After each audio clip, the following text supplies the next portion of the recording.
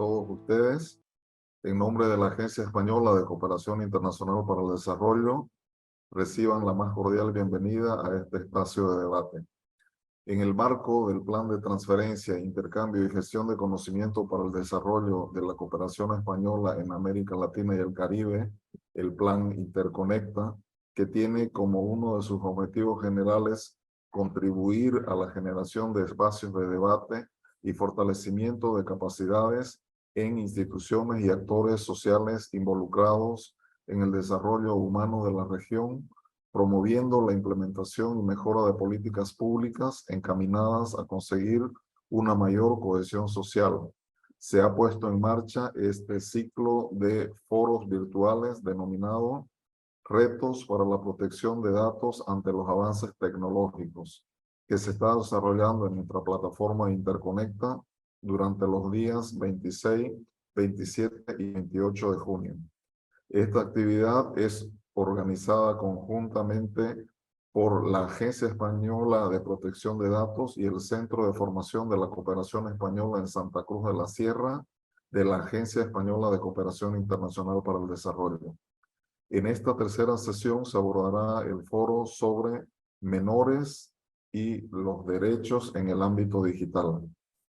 En esta actividad participará como moderadora la señora Mar España Martí, directora de la Agencia Española de Protección de Datos, y el panel de expertos o panelistas está compuesto por don Julio Albalat, director del Instituto Nacional de Tecnologías Educativas y de Formación del Profesorado, doña Ana Caballero, vicepresidenta de la Asociación Europea para la Transición Digital, y don Nacho Guadix, responsable de Educación y Derechos Digitales de UNICEF. Para dar inicio entonces a esta sesión, cedo la palabra a doña Mar España Martí. Adelante, por favor. Pues muchas gracias, Óscar, y gracias también a los panelistas que desde el primer momento aceptaron, ¿no?, el formar parte de esta mesa redonda. Y yo solo quería pues enmarcar el tema. La Agencia Española de Protección de Datos está comprometida desde nuestro ADN, ¿no?, en la protección de las personas en el ámbito digital. Una de nuestras prioridades es los menores. Creo que ha sido un hito importante que en la Ley Orgánica del 2018 se incluyó un artículo, el 83, donde se hablaba ya de la necesidad de enseñar en el currículum de manera transversal el uso responsable de Internet y las redes sociales, y en la Ley Orgánica de Protección a la Infancia y a la Adolescencia frente a la Violencia se incluyó por primera vez el concepto de violencia digital. Ahora queremos dar un paso más allá. Tanto Julio como Nacho como Ana son guardaespaldas, ¿no?, o no sé cómo llamarlo, auténticos defensores también de esta causa compartida. Les conozco desde hace muchos años y para mí es un honor poder contar con su profesionalidad y con sus cualidades personales en luchar por esta causa. Estamos trabajando en temas tan importantes como la adicción de los menores a las tecnologías. Hoy leía que Suecia acaba de decidir cerrar los dispositivos en las aulas y volver a la lectoescritura por el retraso que estaba suponiendo en una caída de 6 puntos en los índices de lectoescritura de los chavales en Suecia. España todavía tiene 7 puntos por debajo del índice de lectura de la media de la Unión Europea, y yo creo que poniendo en valor las grandes ventajas de las tecnologías, quizás sea el momento de analizar con el apoyo de la sociedad científica en qué riesgo nos estamos encontrando en este colectivo donde es tan importante para su neurodesarrollo. ¿Alguien tiene eco? Las consecuencias que un uso excesivo. Leía un dato que muchos adolescentes utilizan el móvil más de 6 horas al día. Eso tiene consecuencias en el neurodesarrollo. Esta generación es la generación de la inmediatez, multitarea, hay una pérdida de atención, hay una pérdida en el desarrollo, ¿no?, del córtex prefrontal, y no hablamos ya de adicciones tan importantes como la prevalencia de adicciones al porno. En España el primer contacto con el porno es alrededor de los 9 años y eso evidentemente va a generar unos problemas en el desarrollo de la personalidad, la relación con las mujeres, que quizás luego tengan una solución mucho más difícil. Entonces, mi gran lema es: antes de que este daño sea demasiado tarde, vamos a unar fuerzas. Creo que el momento estratégico es vital. Aquí están Ana, como vicepresidenta de la Sociedad Europea de Transformación Digital, y Nacho, en representación de UNICEF, que han liderado, ¿no?, esa propuesta de un pacto de Estado para la protección de los menores en el ámbito digital. Yo espero que con el comienzo de legislatura en las comunidades autónomas y el comienzo de legislatura en el Gobierno de la Nación, para el siguiente curso escolar, julio, podamos hablar de cuál es el uso adecuado de los dispositivos en función de la edad, y lanzo ya la herramienta que han puesto a disposición el 1 de junio la Asociación Española de Pediatría, donde por primera vez se dan pautas desde el tramo de edades, siguiendo las recomendaciones, por ejemplo, de la OMS o de la Asociación Americana de Pediatría, en cuanto a cuál es el uso adecuado para la salud física y mental de nuestros menores. Así que, sin más, porque yo creo que lo importante pues, es escuchar a los panelistas, me gustaría pues, que Julio expusiera cuáles son las actuaciones en el ámbito educativo desde la perspectiva legislativa, hasta dónde podemos hablar de las competencias digitales del alumnado, del profesorado, qué es el portal Asegurati. Cuéntanos un poco, Julio, con la responsabilidad tan importante que tienes al frente del INTEF. Pues buenas tardes, buenos días, Mar. Muchas gracias. Lo primero es explicar, nosotros somos la unidad del Ministerio de Educación encargada del ámbito de la digitalización y de la formación del profesorado. Entonces, todo lo que estaba antes señalando antes, Mar, a nosotros es lo que más nos compete. Y tenemos que aclarar que en España la competencia de tema digitalización y de la educación está en manos de las comunidades autónomas. Por lo tanto, tenemos un papel más de coordinador que de prescriptores, ¿no? Entonces, todas las normas que tienen ámbito nacional tienen un desarrollo después autonómico, y somos nosotros los que intentamos coordinarnos con las comunidades autónomas, con las regiones, para poder desarrollarlas. Como decías, Mar, al final esto es un camino que poco a poco se ha ido implementando. Empezamos ya con la Ley Orgánica de Protección de Datos y de Garantías de los Derechos Digitales, donde ya se incluye, como decías, ese derecho a la educación digital, y ya se decía que cualquier desarrollo normativo educativo tenía que desarrollar la competencia digital tanto de los alumnos como de los docentes. Solo un par de años después salió la Ley Orgánica de Prevención Integral de la Violencia en el ámbito infantil y en la adolescencia, y ahí también se habla de la importancia del uso de esos medios digitales, y recalcando el papel que tiene que ser un uso seguro, tiene que ser un uso respetuoso con la dignidad humana, con los derechos humanos, con el ámbito constitucional. Y además crea un nuevo perfil dentro de los centros educativos españoles que es esencial para todo lo que señalabas del ámbito del ciberacoso, sobre todo cuando hablamos de centros educativos, que es el coordinador de bienestar y de protección. Y todo esto desemboca ya en el año 21, cuando publicamos la nueva ley de educación, que llamamos la LOMLOE, que modifica la Ley Orgánica de Educación anterior.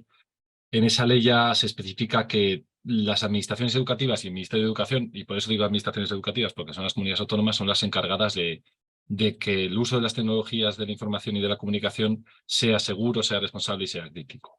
Ya no solo carga la responsabilidad en los centros educativos, todo uso de dispositivos queda en manos de los centros educativos y de las administraciones educativas, como decías, Mar.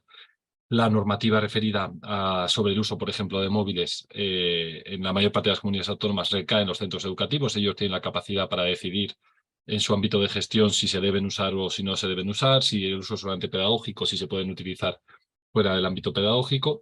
Y hay un par de comunidades autónomas que sí que lo han regulado por su cuenta, que son Madrid y Galicia. Madrid en el año 18, Galicia en el año 15, que prohibieron un uso de dispositivos digitales, de móviles, si no eran pedagógicos, ¿no? Si no era el docente o era el centro educativo el que decía que se podrían usar en el aula. Pero eso ya hablamos de la responsabilidad de la administración. Dimos un paso más y en ese desarrollo normativo de la LOMLOE conllevó un desarrollo de nuevos currículos. Y los nuevos currículos se basan en competencias básicas. Esas competencias básicas, el Consejo de Europa en el 2008 definió 8 competencias básicas para la ciudadanía, y en la nuestra, la que a nosotros nos compete, es la competencia digital. La idea es que cualquier estudiante del sistema educativo español, una vez finalizada la enseñanza básica, tenga una competencia digital suficiente para hacer un uso seguro, saludable, sostenible, crítico y responsable de las tecnologías digitales. Y ahí conlleva todo lo que señalabas. ¿Cómo lo hacemos? Pues desde el infantil. No significa dar dispositivos a niños en el infantil, hablamos de actividades desconectadas, pero tienen que conocer acompañados por los docentes en infantil, a una mayor autonomía en primaria y conforme van avanzando las etapas educativas, con mayor independencia, que al finalizar sus estudios educativos sean capaces de, si tienen un móvil, si tienen un ordenador, si tienen un acceso a Internet, conocer esos riesgos que nosotros tenemos que enseñarles a manejar, ¿no? Y como señalabas, no podemos pensar que las administraciones son las únicas, que los alumnos van por su cuenta sin contar con los docentes. Y ahí nosotros, desde el INTEF, en coordinación con las comunidades autónomas, dimos un paso, y un paso interesante, porque la verdad es que sí que es excepcional, al menos en nuestro entorno, en Europa. Nosotros lo que proponemos es un marco de referencia a la competencia digital docente que sirve para nivelar los diferentes competencias digitales que tienen los docentes, y en esas competencias lo que reflejamos no es el uso ciudadano, es decir, cómo se maneja un móvil, sino es cómo se utiliza una tecnología digital como docente, ¿no? En tu labor docente. Si enciendes o apagas un ordenador, eso ya es un ciudadano. Aquí lo que me interesa es si sabes que era un recurso educativo y cómo consigues que tus alumnos adquieren esa competencia digital. Y fundamental, conocer los riesgos. Fundamental, conocer el tema de protección de datos. Fundamental, conocer lo que es la identidad digital. Y vamos fomentando que los docentes se formen en estas competencias digitales e incluso hemos dado un paso de acreditar esa competencia digital. Si sigo, como señalabas, y finalizo la intervención, has nombrado el portal Aseguratic. En el 2019 nos lanzamos la agencia que Mar encabeza y el INTEF, que en ese momento estaba yo, pero lo dirigía Carlos Medina, a lanzar una iniciativa llamada Aseguratic, con la posibilidad de ofrecer a la sociedad en su conjunto los recursos necesarios para que el uso de Internet, el uso de estas tecnologías digitales fuese lo más seguro posible. Pero no solo a los docentes, que sí, que es fundamental, ¿no? Nosotros queremos llegar más allá, tenemos que llegar a las familias, tenemos que llegar a la sociedad en su conjunto, y ahí llamamos a la puerta de todo aquel que estaba interesado o tenía algo que ver con este ámbito. Entraron otros ministerios como el de Defensa, como el de Interior, fundaciones como ANAR o Telefónica, Pantallas Amigas, FAD, sobre la ayuda a la edición, INCIBE, el Instituto Nacional de Ciberseguridad, y empresas relacionadas con esto, como puede ser Vodafone, puede ser Orange, Facebook o Google. Y tenemos una página en la que, dividido no por la etapa educativa, también por la etapa educativa, pero también por el objetivo, por a quién va dirigido, que es, pues eso, docentes, familias, incluso alumnos. Son recursos de todo tipo sobre ciberseguridad, sobre un uso correcto de las redes, conocimiento de ese, pues lo que señalabas, ¿no? Ese uso seguro, crítico y saludable de las tecnologías digitales. Lleva ya 4 años y es una iniciativa que sabemos que es muy, muy interesante, y ahora, como comentabas, Mar, pues aprovechando este movimiento que se está dando, vamos a darle una vuelta, vamos a volver a animar a los participantes a que revisen esos recursos que nos dan, porque seguramente ya se pueden actualizar, y animar a otros participantes a que se unan a nuestra iniciativa, que estaremos encantados de darle más difusión.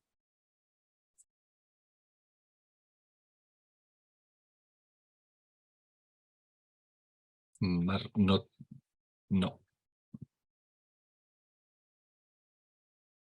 ¿Ahora? Ahora sí, ahora sí. Pues tengo el... Ya está, ya se te oye. ¿Ahora? Sí. Sí. Ahora, vale, perfecto. Pues muchas gracias, Julio, y recomiendo a todas las personas que nos estén oyendo que visiten la página web Aseguratic. Es la mejor base de datos que hay en castellano sobre el uso responsable de Internet. Y te lanzo ya, Julio, para la segunda parte de la intervención, para escuchar ahora a Nacho. El Ministerio tiene unas competencias muy importantes a la hora de dictar recomendaciones y los criterios pedagógicos, ¿no? Que se coordinan a través de la Comisión General de Educación. Mi pregunta es si, teniendo en cuenta las recomendaciones que han dado la asociación, para después, ¿vale? Pero para que lo vayas pensando, la Asociación Española de Pediatría, vamos a empezar a poner límites a esos colegios que desde los 8 años dan un iPad a un niño de 8 años, que hace al final que ese niño tenga mucha más propensión a acabar con adicción a las tecnologías, porque no se están cumpliendo esas horas que dan los pediatras, que es, por ejemplo, un máximo de 2 horas al día de utilización de dispositivos cuando se tienen más de 5 años, ¿no? De 2 a 5 es 1, de 0 a 2 es 0. Entonces, tenemos que conseguir llegar a todas las familias para que el neurodesarrollo en esta generación no acabe teniendo daños irreversibles. Te escucharemos después. Y pasamos ahora a escuchar a Nacho. Pues Nacho es un referente en la protección a los derechos de la infancia. Es el responsable de Educación y Derechos Digitales de la Infancia en UNICEF licenciado en Filosofías y Ciencias de la Educación, y fue una parte activa muy importante en la campaña que lanzamos, que ha tenido 300 millones de impacto para todas las familias cuando por primera vez regalan un móvil a su hijo. Yo siempre digo que el poder se tiene hasta que lo entregas. Y si lo entregas con acceso ilimitado a Internet a un niño de 9 años, es como si les entregaras un Ferrari a 200 kilómetros por hora sin que esa persona hubiera dado una sola clase de conducir. Así que, Nacho, nos encantará escucharte sobre qué hacéis en UNICEF en los derechos de la infancia desde el punto de vista digital, cuál es el papel de la familia, qué nos puedes contar de la guía que no viene con el móvil y un poco tu balance sobre oportunidades y riesgos de las nuevas tecnologías. Muchísimas gracias, Mar. Buenos días y buenas tardes a todos los participantes. Muy agradecido de poder compartir esta mesa con grandes amigos con los que nos unen distintos proyectos y que poco a poco pues, vamos encontrando esa permeabilidad en un tema que nos apasiona, que es qué ocurre con los derechos de infancia en el ámbito digital. Si estamos hablando de toda la región de América Latina, seguramente el problema tenga algunos matices con relación a lo que estamos contando de cómo hemos avanzado en España con estos temas, ¿no? Estamos hablando de que después de la pandemia, en que las familias hicieron una labor muy importante para poder conectar a sus hijos a las clases online cuando tuvimos que estar confinados en casa, se produjo una reducción muy grande de la barrera física del dispositivo de conectividad, haciéndola prácticamente junto, el esfuerzo de las familias junto con el de las administraciones que pusieron a disposición de los colectivos más vulnerables equipos y conectividad para poder seguir las clases, pues una cobertura prácticamente total, ¿no? Hubo muy pocos niños y niñas que se quedaron fuera de este momento. Sin embargo, los datos en la región nos vienen a decir que apenas el 50% tiene conexión a Internet en su casa, con lo cual puede ocurrir que algunas de las cuestiones que comentemos puedan estar un poco descontextualizadas, porque en este caso sí que este factor de exclusión de la tecnología está suponiendo un retraso en el desarrollo y en pérdida de oportunidades de muchos niños y niñas, ¿no? Con lo cual vamos a balancear un poco ambas cuestiones. ¿Qué ocurre? Sí que independientemente de cuánta gente estemos llegando, sí que identificamos tres barreras, tres gaps a la hora de la conectividad, tres brechas, ¿no? que hablamos. Una sería la de la conectividad principalmente, como digo, es la posibilidad de tener un dispositivo cercano que poder utilizar.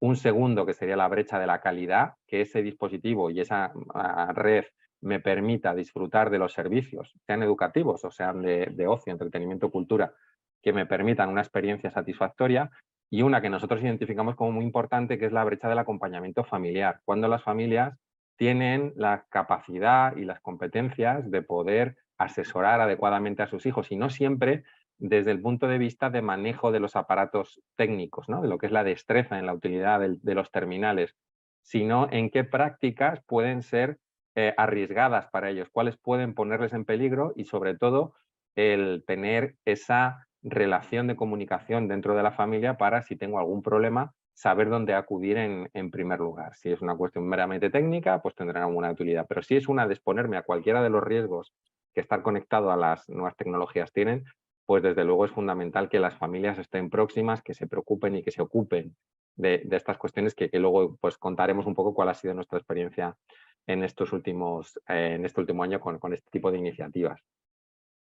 ¿Por qué? Porque tenemos esa misión principal de que decimos que, en este caso, si pensamos en la Convención sobre los Derechos de la Niñez como ese elemento de cooperación que nos permite conseguir que todos y cada uno de los derechos se convierta en una realidad en todos los lugares del mundo, pues la observación número 25 del Comité de Derechos del Niño en este caso es muy clara. Los derechos de la infancia son los mismos, pero es verdad que en el entorno digital se expresan de una manera diferente, tienen sus variaciones, y lo que es la identidad, por ejemplo, no es lo mismo la identidad física que la identidad online, no es lo mismo cómo me comporto en un entorno digital que cómo me comporto en un entorno físico. Sin embargo, estos dos manejos están muy relacionados, ¿no? Por eso queremos trasladar también la idea de que no estamos hablando de las TIC en el sentido de las tecnologías de la información y la comunicación, sino añadimos una R en medio de las TRIC, añadiendo la R de relación, porque hemos identificado que lo que más hacen los jóvenes es relacionarse entre ellos, es construir un ecosistema de intercambios, de emociones y de conocimiento que les condicionen cómo se comportan en el día a día. Y esas relaciones al final tienen 3 ámbitos muy importantes de desarrollo que en cualquier contexto se da. Uno, cómo afecta a su salud mental. Es algo que estamos identificando, cómo están aumentando los datos de depresión grave y muy grave en nuestros jóvenes, los intentos de suicidio, las autolesiones. En algunos casos, seguramente porque se ha pasado durante la pandemia un periodo especialmente difícil, y más para los adolescentes, que en un momento en el que necesitan comunicarse y estar en relación con sus iguales, han visto mermada esa oportunidad, los estímulos han sido pocos y los mensajes de futuro han sido complicados. Es fácil que hayan tenido dificultades y problemas en el ámbito familiar, en el ámbito laboral de la familia, y todo esto pues genere un escenario de pesimismo que les pueda estar afectando de una manera importante. El segundo espacio sería el de la convivencia y el de la cómo vemos que desgraciadamente por el ámbito digital se están exponiendo a riesgos contra su físico, y vemos los casos de bullying y de ciberbullying que se multiplican y que vuelven a tomar un protagonismo en sus relaciones. Vemos cómo los chavales sufren cuestiones de abusos sexuales y de violencia de todo tipo a través de las redes sociales, en mayoría de las ocasiones por adultos.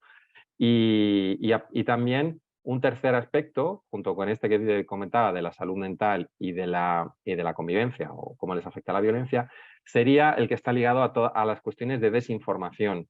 La desinformación provoca un déficit democrático, porque si este derecho a la información no se da en unas condiciones óptimas, van a tener muy difícil poder participar en la sociedad y van a ser una víctima propiciatoria para cuestiones conspiranoicas, de debilitamiento en definitiva de su derecho a la participación, que ya en cualquier sociedad es de las que menos se cumple si hablamos del conjunto de los derechos de infancia.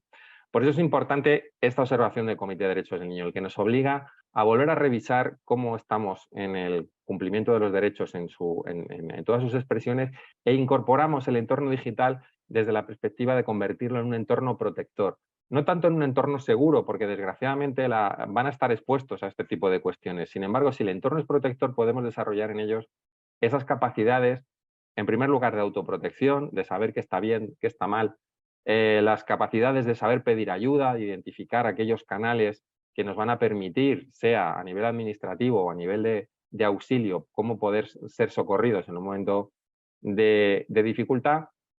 E igualmente en aquellos desarrollos que sea necesario establecer tanto en el ámbito legal como en el ámbito administrativo como en el ámbito industrial, para que su experiencia sea lo más saludable posible. Porque si el entorno no ofrece unas condiciones mínimas de protección, la participación que allí se dé va a estar viciada y va a ser siempre incompleta.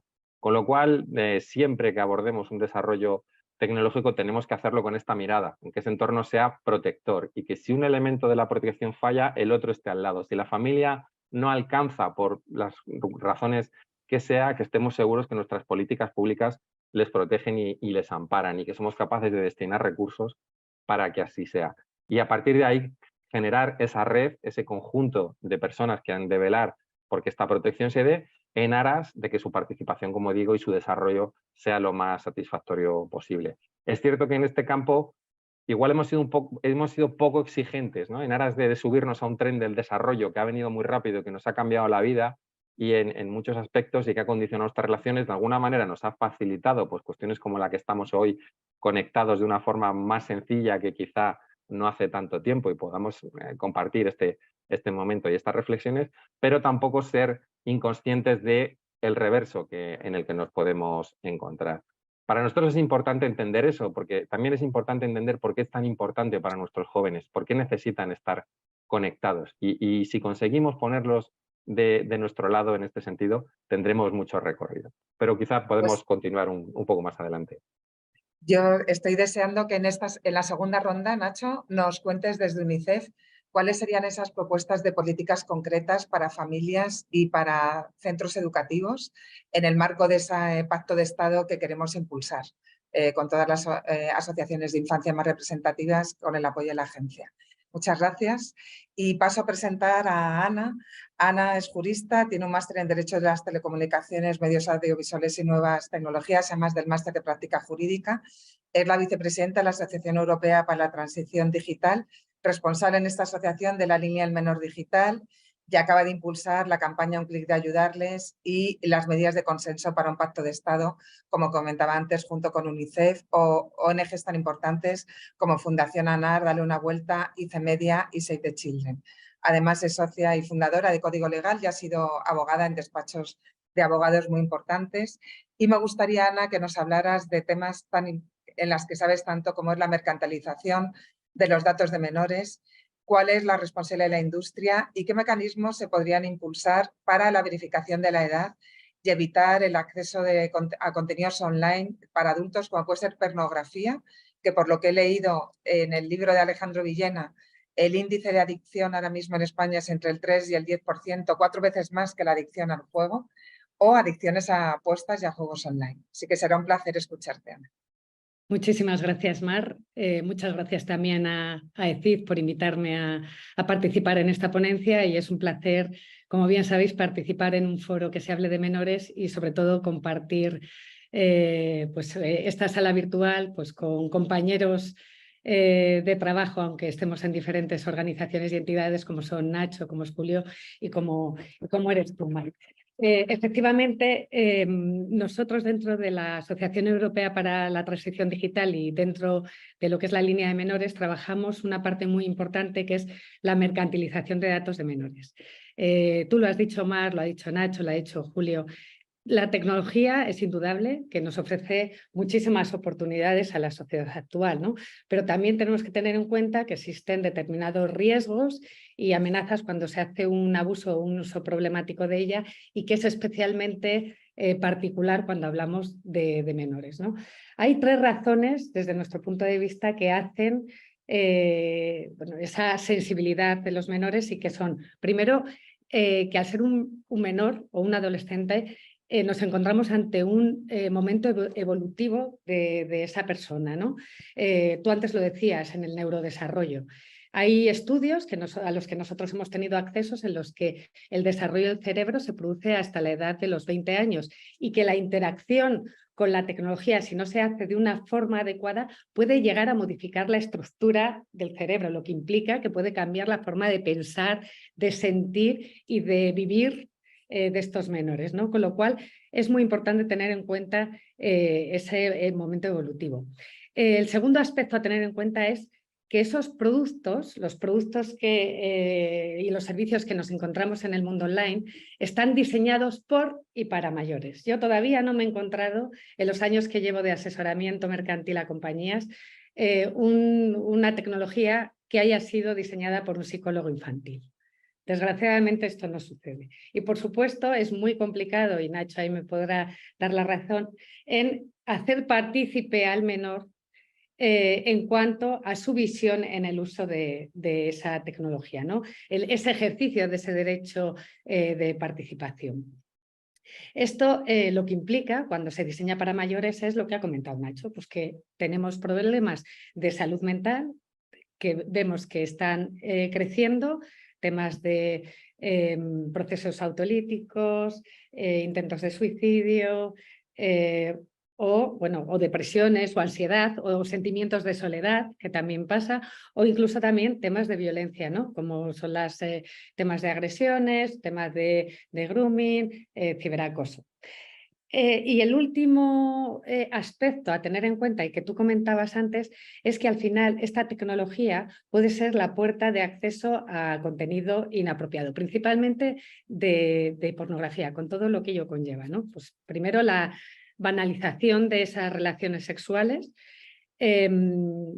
también pues una cuestión también de sesgo. Estamos viendo, por ejemplo, en España que están aumentando violaciones en manada y cuando se habla de este concepto, muchas veces de lo que hablan es de la normalización de ciertos hábitos sexuales, ¿no? Lo cual es ciertamente preocupante. Preocupante, y esto lo quiero enlazar con el tema de la verificación de edad, Mar, es el tema cuando tú introduces en Google la palabra porno, en 0,20 segundos te aparecen 3.420.000 resultados. Es decir, podrías visualizar más contenido que años de vida te quedan, lo cual esto también es es para pensarlo, ¿no? Y esa facilidad, como tú comentabas antes, de ese acceso a ese tipo de contenidos inadecuados, ¿no? Se les da un móvil, no se forma a los padres, no se forma a los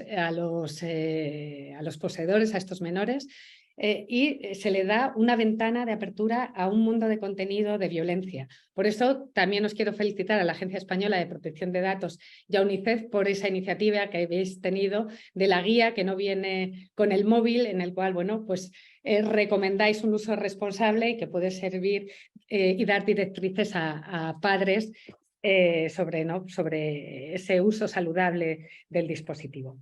Y tú me has pedido que hablase de la mercantilización de los datos de los menores, ¿no? Y cuando yo hablo de mercantilización de datos de menores, siempre hablo de que creo, y en esta sala virtual no se nos escapa a nadie, que detrás de esos modelos pues de estas OTTs, de estos GAFA, de estas grandes plataformas, al final que todos ofrecen pues, actividades lúdicas a las menores y adolescentes, lo que nos encontramos son con modelos de ingresos complejos que aportan valor a estas empresas basándose en la recolección de datos de menores, la aplicación de algoritmos, el perfilado para después poder ofrecer productos y servicios o la prescripción de cualquier cosa en el mundo online, ¿no? Y además, casi siempre, muchas veces, muchos padres con los que hablamos desde la Asociación Europea para la Transición Digital tienen la percepción de que esos servicios que son ofrecidos a los menores son gratuitos. Y esto no es así, estos servicios no son gratis, porque se está pagando con datos. Esa es la materia prima que están utilizando todas estas grandes compañías. Y a mí siempre me gusta hablar de que pagar con datos es pagar. Europa ha perdido una oportunidad muy grande a la hora de legislar la Digital Service Act, que sabéis que regula a los gatekeepers, de hablar del valor del dato, ¿no? De decir, oye, ¿cuál es el valor de mercado del dato, ¿no? Y ahí, bueno, pues poder estructurar lo que es este mercado y defender pues, de una forma más óptima a los menores. Esto, que es lo que esta pérdida de oportunidad que hemos tenido, ¿a quién beneficia? Pues beneficia a muchísimas empresas extracomunitarias, las cuales ven a Europa como una gran base de datos principal de menores, a los cuales, bueno, pues con los que se les permite construir unas relaciones de consumo desde una edad muy temprana. ¿Y cómo hacen esto? Pues lo hacen a través de la captación de la atención. Es decir, cuanto más tiempo los menores pasen delante de las pantallas, más posibilidades tienen estas empresas de hacer un seguimiento, un perfilado y captar más datos. Es decir, más tiempo que un menor pase conectado ante una pantalla, más ingresos reporta a estas compañías. ¿Y cómo lo hacen? Pues lo hacen a través de técnicas de diseños persuasivos, que son pues, técnicas de manipulación del inconsciente, a través de unas interfaces de usuario que intencionadamente son engañosas, ¿no? y que explotan ese instinto humano. Y pongo ejemplo, ¿no? Por ejemplo, un menor cuando cuelga una fotografía en una red social. Ese menor está absolutamente pendiente y no se quiere perder ni un minuto de su vida por si al caso le llega un like, un corazoncito. ¿Por qué?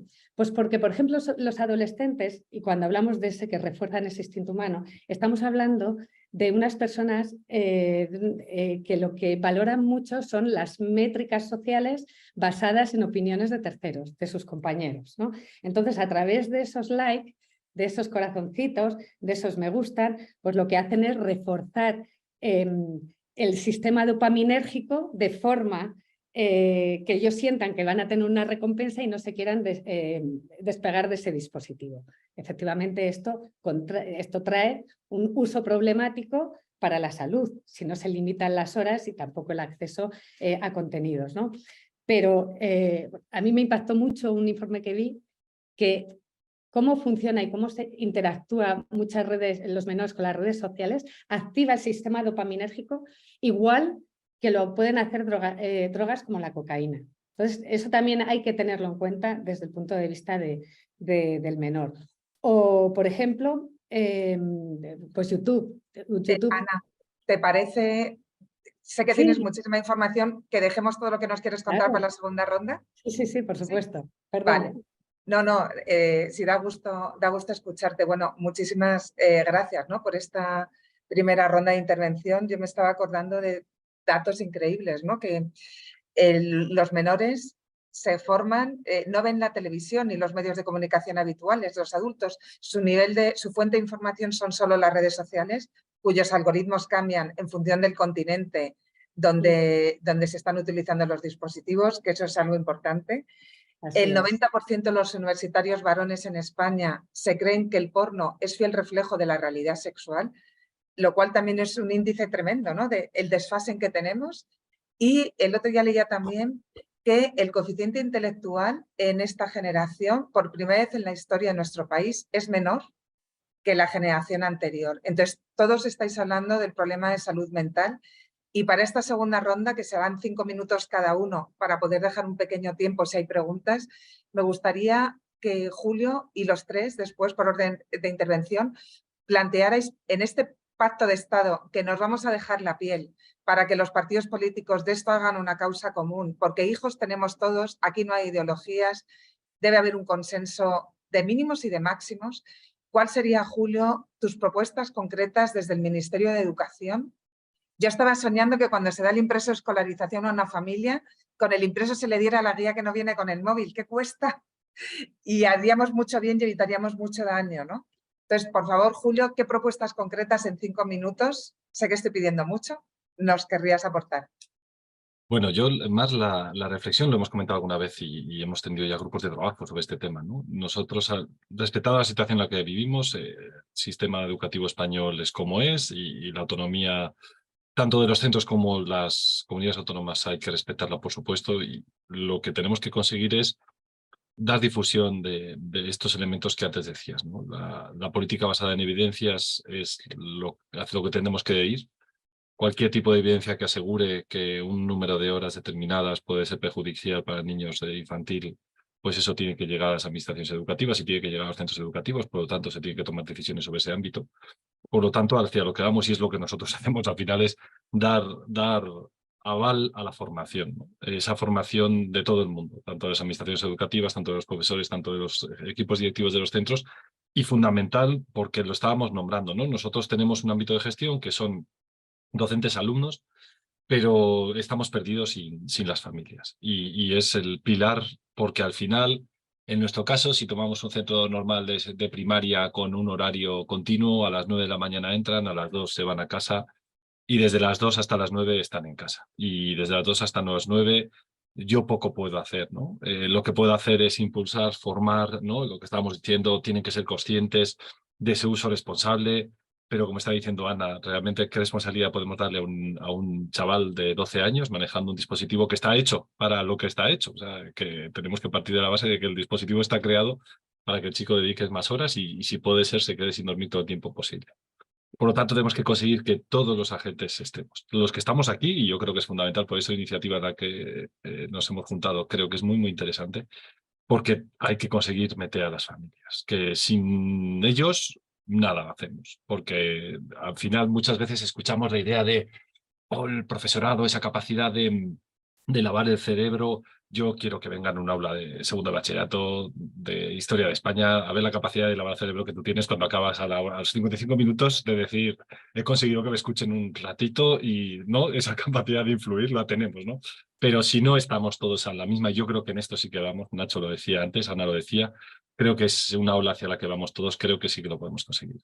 Iniciativas, pues dar difusión, lo que decías, Mar. Esa aval de la ciencia, esa información que llega a todo el mundo y que toma la responsabilidad de cada uno. ¿Y qué opinas, Julio, de que un centro docente dé la tablet, obliga a los padres a comprar la tablet y desde los 8 años tenga que hacer los deberes permanentemente en el dispositivo, lo cual fomenta la adicción y se evita la lectoescritura? ¿No vais a poder dar pautas desde el Ministerio de Educación? Lo que decía desde el principio, Omar, o sea, la administración española es como es. La Constitución nos señala a nosotros como coordinadores, no somos prescriptores. Y creo que esta sensación sí que es común, ¿eh? Esa preocupación que tenemos por las tecnologías digitales es común. Que no vaya todo lo rápido que nosotros queramos, igual es así, pero No tenemos capacidad de prescripción, pero sí tenemos esa capacidad de coordinación y nos juntamos mensualmente con los responsables de estos ámbitos y todos pensamos lo mismo.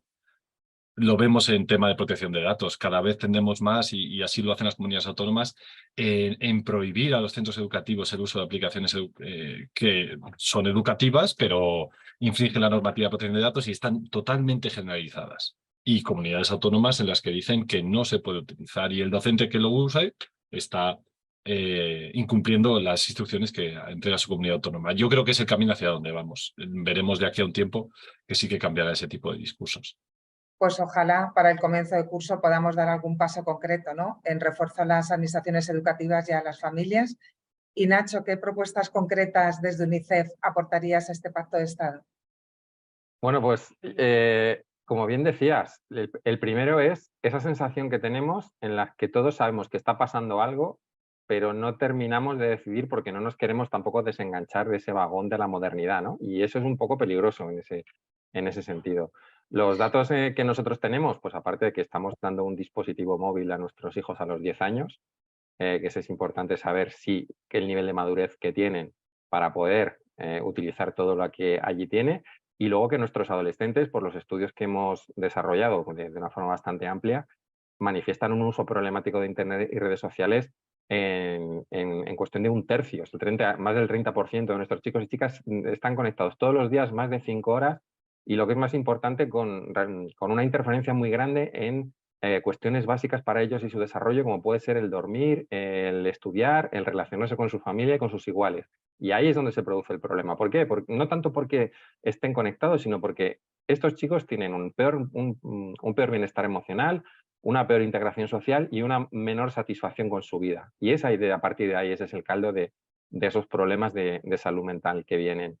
Esto es transversal a toda la sociedad. No, en este caso, tanto las personas de un perfil socioeconómico como las de otro, vemos que es algo que atraviesa a todos nuestros chicos. Y quiero pensar que esto nos tiene que unir en esta misión. Y otra cosa importante, este enfoque transversal que estamos diciendo. Nadie tiene la solución por sí solo, porque llegar a las familias es terriblemente complicado por el estrés familiar que tienen, porque van tomando opciones personales según su libertad, desde luego, pero a veces necesitamos demostrar que estamos de acuerdo en cómo nos aproximamos al problema. Hace falta que, como bien decía Julio, el sistema educativo tenga ese espacio para dotar de esas competencias del uso de las tecnologías, de que suponga desarrollo para todas sus capacidades intelectuales y para participar en la sociedad de forma productiva.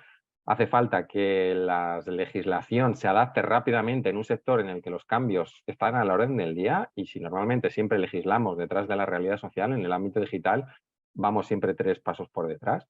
Y hace falta una inversión en todo este tipo de recursos, y también hace falta imaginación, porque a las familias ya no les llegamos tan fácil como les llegábamos antes. Antes les convocábamos en los centros educativos por la tarde y tenías un buen número de ellos atentos y dispuestos a recibir información y a tomarla en consideración. Hoy vemos que eso es absolutamente minoritario, con lo cual tenemos el reto de buscar nuevas fórmulas para alcanzarles. Yo creo que ahí desde la comunicación tenemos mucho que hacer, y en el ejemplo que antes Carmen comentó, Mar, esa campaña que lanzamos el año pasado de la guía que no viene con el móvil, era un poco ese grito, ¿no? Es decir, oye, estamos dando un móvil con 10 años y no estamos explicando nada, solo estamos diciendo lo caro que es, los megapíxeles que tiene la cámara y lo ilimitado, ¿no?, de su conexión. Pues es importante tomar algunas cosas en consideración, como identificamos, ¿no? El planificar la llegada. ¿Cuándo va a llegar? ¿Qué va a pasar a partir de ahí? ¿Qué va a ocurrir?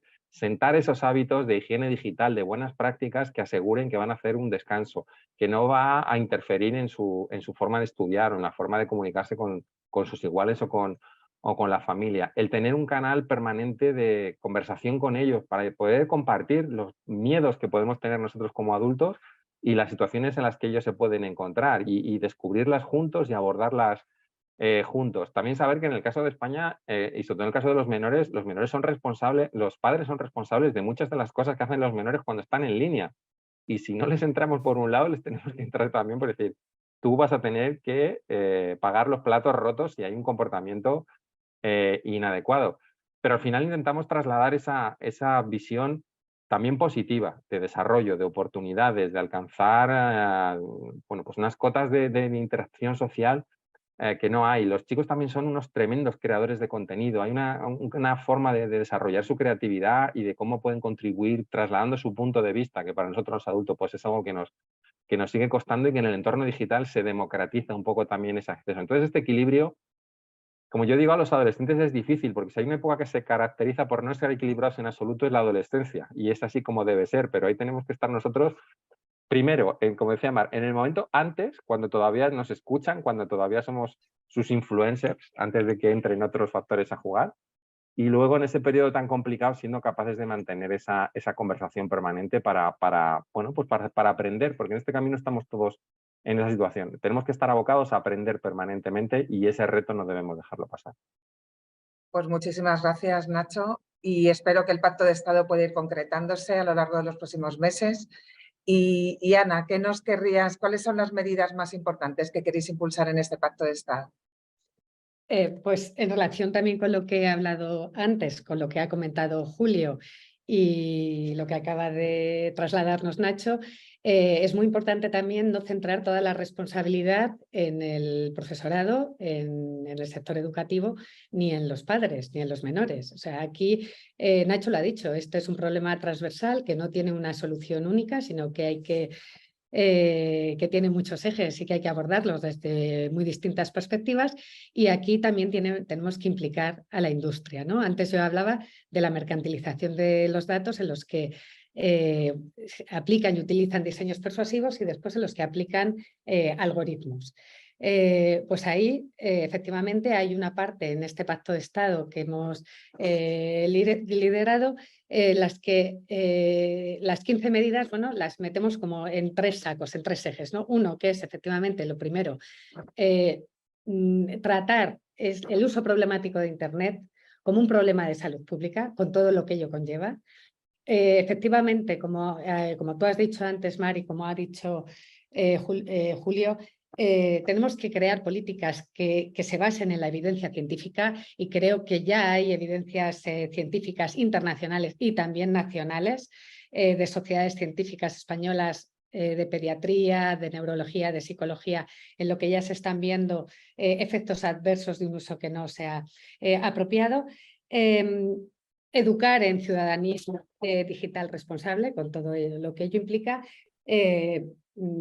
competencias habilitadoras a profesorados, un currículum adecuado para los alumnos. Un dato que a nosotros nos preocupó mucho en un estudio que hay en la Universidad Carlos III de Madrid es que el 55,5% de los encuestados en un estudio que se hizo a nivel secundario se informaban a través de las redes sociales.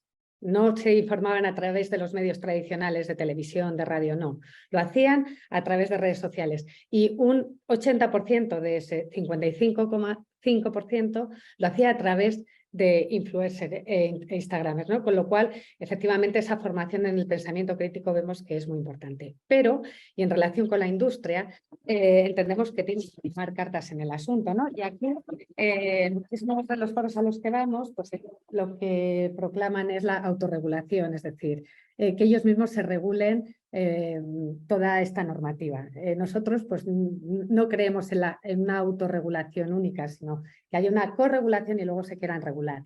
Y dentro de esa parte que haya que legislar, pues sí que vemos necesario, por ejemplo, todo el tema referente a la ética algorítmica, a la transparencia, a la privacidad del algoritmo, a la explicabilidad, a que dejen a la transparencia para que no sean opacos, que ese bienestar del menor sea el interés principal cuando se diseña, se desarrolla o se usa un algoritmo, la responsabilidad del uso, el diseño y el desarrollo de los algoritmos, y también que se haga una evaluación teniendo en cuenta los derechos digitales del menor antes de sacar cualquier producto o servicio destinado a menores, y que se tenga en cuenta el desarrollo madurativo y cognitivo del menor. No es lo mismo estar ante un producto diseñado para un menor de 16 años que uno de 12 que para uno de 8, ¿no?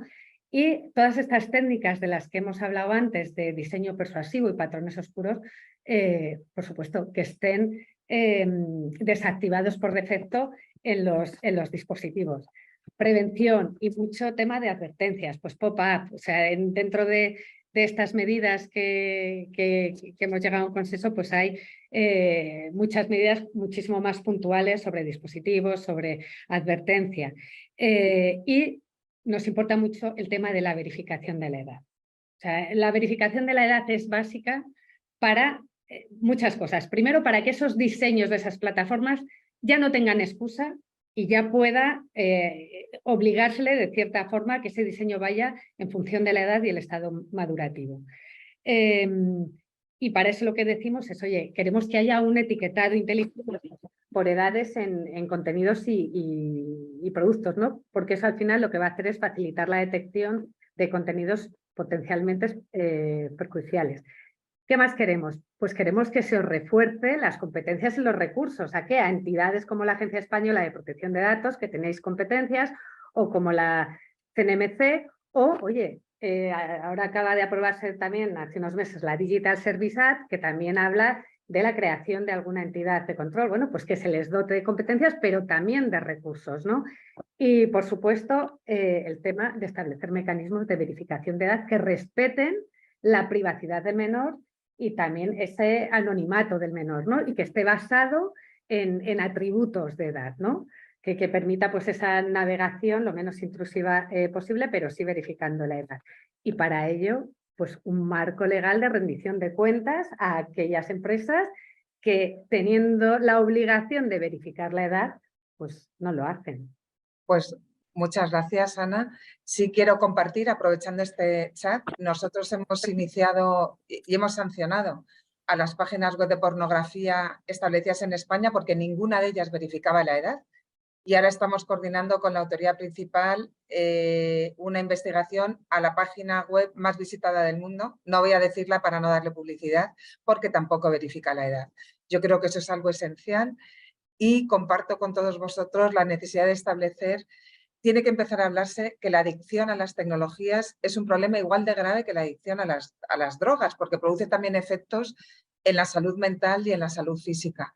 Entonces, que se vayan estableciendo medidas de prevención, como todas las que habéis dicho, herramientas de detección en los departamentos de orientación de los centros educativos y para las familias, y algo muy importante, que yo conozca, solo hay una comunidad autónoma que tiene servicios de rehabilitación de esas personas que tienen un problema de adicción. Una adicción está escondiendo otros problemas detrás, ¿no? Eso es la tapadera, ¿no? Por así decirlo. Y es muy importante que eso tengamos una acción coordinada entre familias y políticas públicas. Estoy viendo el chat y veo que no hay ninguna pregunta en el chat. Me quiero ajustar también al tiempo, que en principio la mesa redonda era de 1 hora, pero no quiero dejar de pasar la oportunidad si alguien de los que nos está escuchando quiere preguntar. Sí, Óscar.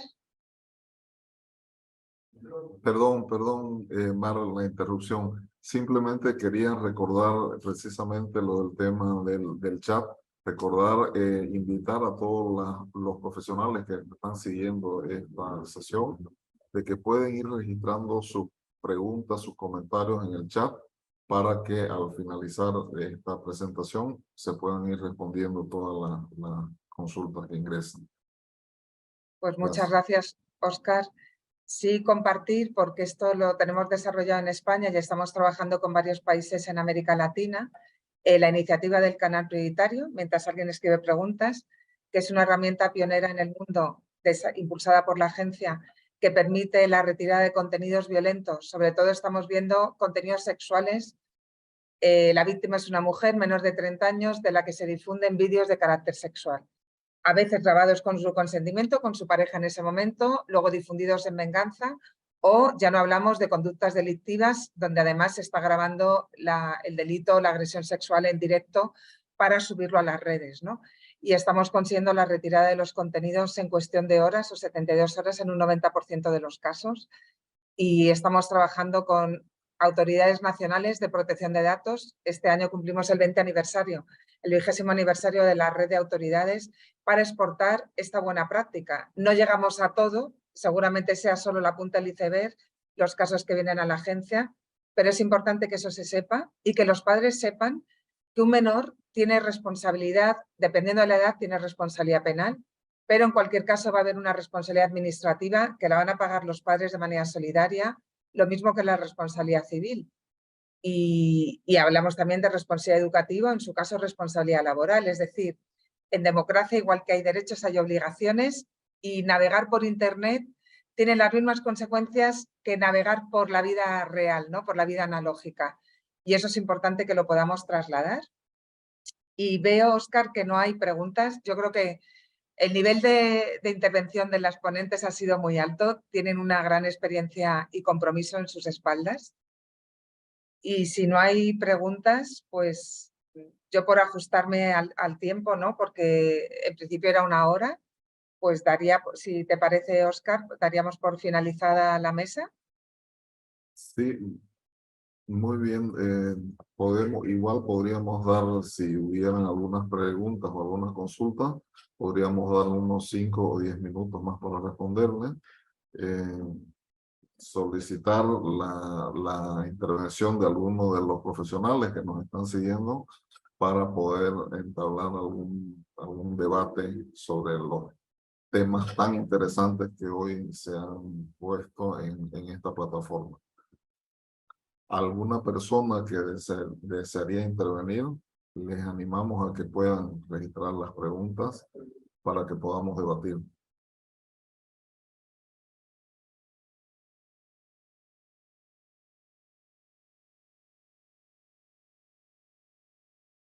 Hay personas de Honduras, de México. Sí. Ahora mismo tenemos 49 personas que están siguiendo este enlace, así que les animamos a que nos puedan escribir sus comentarios. Hay una persona, la señora Erika Berenice, que está haciendo una consulta a Mara. ¿Me puede repetir el nombre del documento? ¿Lo podéis poner, Julián o Ana, por favor? El enlace al Pacto de Estado. Es una propuesta para un Pacto de Estado que han hecho varias de las asociaciones más representativas de la infancia en España. Y lo vamos a poner ahora en el chat. Una pregunta para un menor de edad que ha sufrido violencia sexual con respecto al consentimiento escrito de la menor de edad en caso que no cuente con sus padres o una persona representante de la menor. Como un servicio del Estado puede intervenir en relación a la protección de datos personales que se requiere contar con su consentimiento para el tratamiento de los datos personales. Bueno, cuando estamos hablando de violencia de género es un delito público, con lo cual cualquier persona puede intervenir. En España sí que se ha aprobado una ley de libertad sexual, se ha aprobado, creo que ha sido este año, en el que debe constar el consentimiento explícito. No se llega a decir escrito, pero evidentemente se tiene que respetar y se debe respetar a las mujeres, ¿no? Y para actuar, por ejemplo, en el canal prioritario en caso de una violencia sexual que se esté difundiendo en Internet, no hace falta ni siquiera que presente el caso la víctima. Vale que lo presente un profesor, una amiga, un familiar, una ONG, una administración pública, y estamos hablando de temas tan graves que cualquier agente, tanto público como privado, debería actuar de oficio. Sí, la señora Daniela Arellano consulta, ¿qué opinión tendrían sobre la exposición de la imagen de menores de edad en spot de propaganda política? ¿Quién quiere contestar de los panelistas?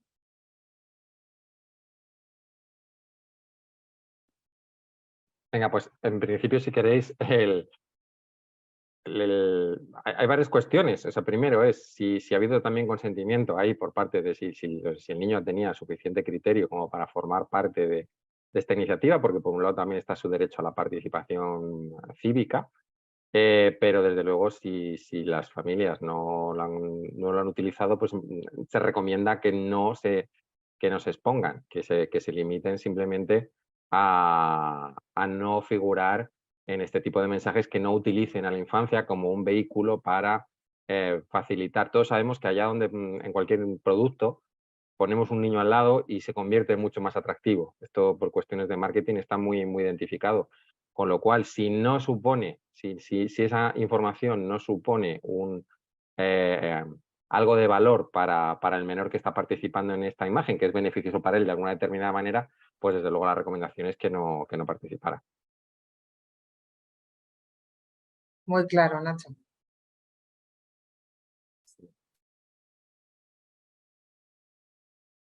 Y una Yo no veo pregunta, más preguntas. sí, una pregunta relacionada con la anterior consulta que hicieron. El hecho de la participación o la exposición de la imagen de los menores está en alguno de los países penado por ley o no existe una penalización. Dependiendo dónde. En España es delito en el Código Penal si se difunden, si se reenvían, por ejemplo, imágenes de carácter sexual. Depende del contexto y del ámbito, pero hay responsabilidad penal, hay responsabilidad administrativa por protección de datos y tenemos la suerte en Europa de tener un continente que protege mucho este derecho fundamental y sí que está regulado. Y para la protección al menor en un ámbito digital ya no hay fronteras, ¿no? Entonces, por eso os quería felicitar, Óscar, porque es muy importante que podamos formar red transfronteriza para que los buenos podamos actuar, ¿no? En Estados Unidos ya las plataformas educativas han denunciado a las grandes empresas de Internet por el daño probado en la salud mental de los jóvenes, como antes hizo con las tabacaleras. Y ahora cuando tú vas a comprar un paquete de tabaco sí que se avisa fumar mata, pero cuando vas a comprar un móvil no hay ninguna advertencia, ni para el menor ni para el adulto, que de eso no hemos hablado porque no era objeto de la mesa, ¿no? Sí, seguro, seguro. Hay otro comentario de Boris Espinal. En la actualidad, uno de los obstáculos que se presentan es el lobby de los grupos conservadores que luchan para que en las instituciones educativas no se brinde educación sexual. En nuestros países, que son muy religiosos, esto es bien visto por la población, pero perpetúa muchos de los problemas que se han abordado. Me parece que el señor Boris Espinal es de El Salvador. Sí, yo creo que sí que es bueno dar educación, es una opinión personal, que es bueno dar educación sexual a los jóvenes, pero a veces se puede pasar al otro extremo, ¿no? En tendencias opuestas se están dando clases de educación sexual y enseñar a masturbarse a niños con 3 años. Y yo creo que se está cometiendo un error porque estamos hipersexualizando la infancia. A los 9, 10, 11 años, un niño, una niña tiene que estar jugando, tiene que estar relacionándose con sus iguales y tiene que estar, o sea, tiene que tener conocimientos de sexualidad, pero desde el punto de vista afectivo, ¿no? Entonces, tan malo es un extremo como el otro. Sí. Yo quería añadir a lo que ha dicho Mar. Hay un estudio de la ONG Save the Children que dice que el 30%, la única fuente de información afectivo-sexual es la pornografía. Y el 74% quiere tener más información, ¿no? Entonces, creo que esto también se tiene que tener en cuenta, como ha dicho Mar, a la hora de definir, ¿no? esas políticas y también la evidencia científica. Y la evidencia científica en Europa es que las enfermedades de transmisión sexual también se están incrementando, ¿no? Entonces,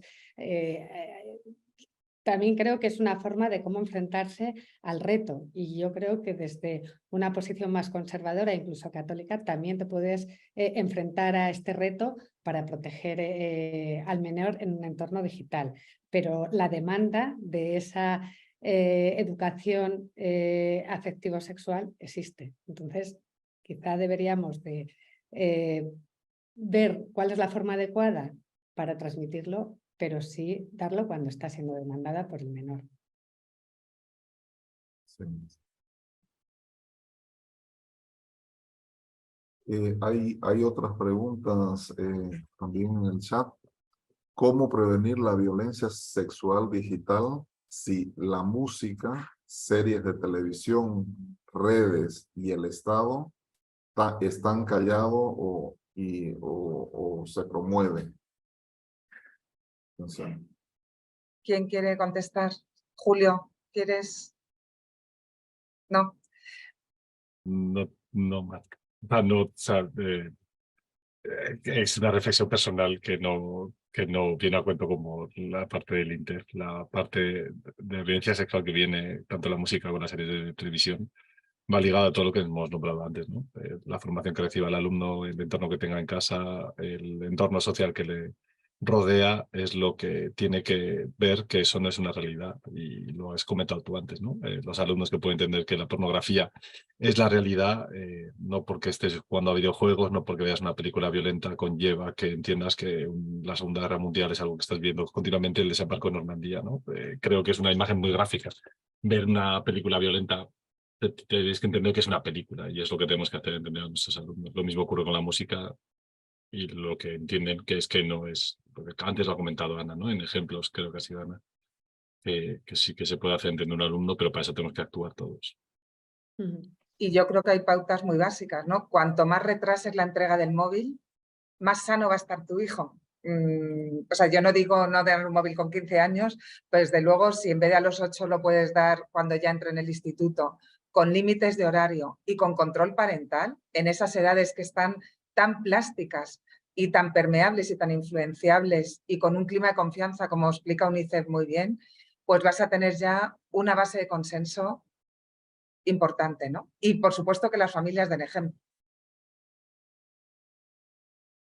Yo quería comentar en relación a lo último expuesto un poco la ponderación que ha hecho el Tribunal Constitucional Español en relación a la ponderación de las libertades de expresión, que sería un poco lo que quedaría patente en esas letras de esas canciones, y el bienestar del menor vinculado a lo que es la intimidad, la propia imagen y el honor, ¿no?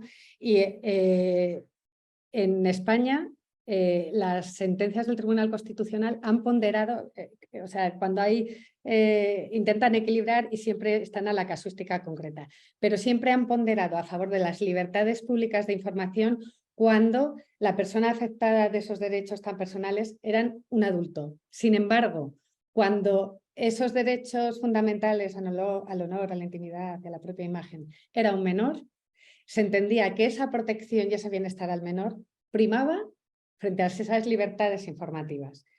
Entonces creo que eso también quizás se debería de tener en cuenta en cuanto, bueno, pues a contenidos que pueden afectar a la libertad informativa, al derecho a información y de los menores, ¿no? En relación también pues, con esas letras de canciones y bueno, y esos asuntos que has comentado.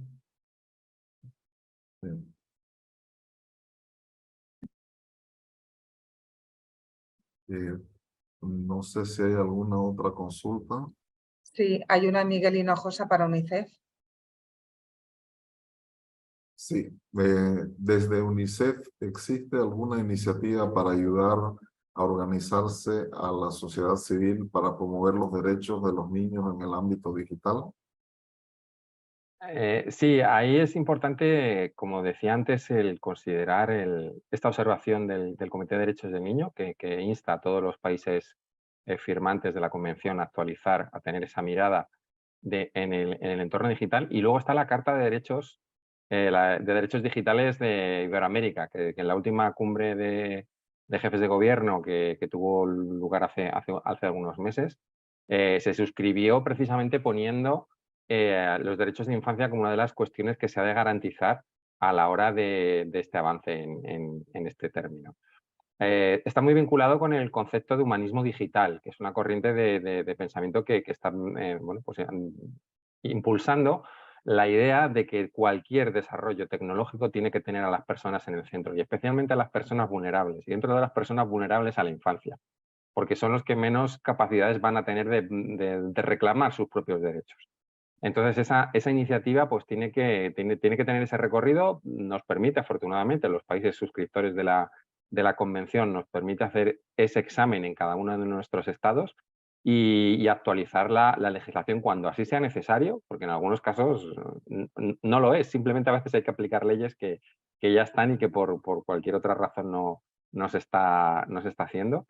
Pero si no, pues desarrollar todo el ordenamiento jurídico que permita que todas estas nuevas expresiones de los derechos que se vean atendidas. Antes estuvimos hablando de este caso de las imágenes de los menores en partidos políticos. El derecho a la imagen es un derecho fundamental vinculado al derecho a la identidad.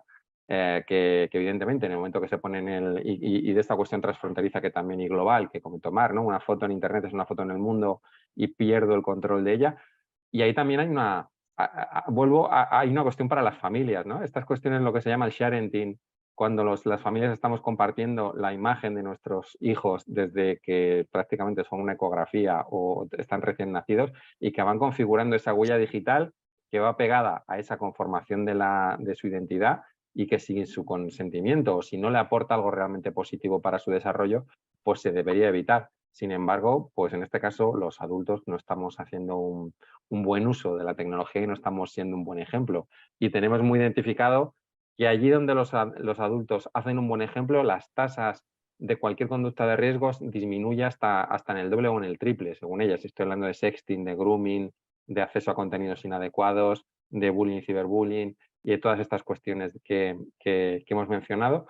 Y a veces mucho más importante que poner normas es predicar con el ejemplo. Los niños tienen un espejo muy grande en nosotros y tienen que acostumbrarse a que nosotros hacemos el esfuerzo de, por muy presionados y estresados que estén, hacer un uso en el ámbito familiar. Para todo esto se van a desarrollar, como bien digo, líneas de parenting que se van a formar parte de estos contenidos, como este que hemos hecho nosotros con la Agencia Española de Protección de Datos y muchos otros de todas estas líneas de ayuda que ayudan a resolver los casos más críticos, que también es muy importante ser capaces de articular sistemas ágiles para que los casos más críticos sean atendidos con prontitud, porque este entorno es dinámico y en este caso cada minuto que pasa supone un ámbito de desprotección para los niños y niñas.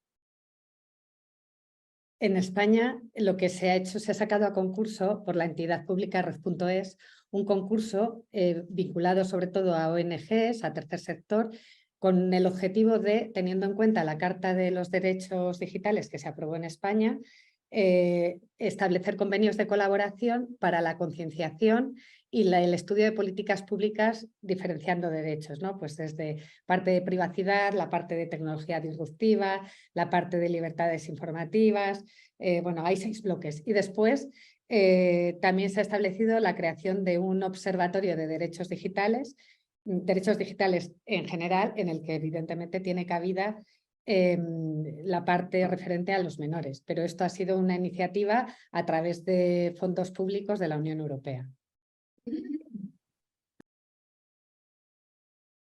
Muy bien. Al parecer ya no hay ninguna otra consulta ni ninguna pregunta. Si le parece bien, Mar, podríamos ir cerrando la sesión.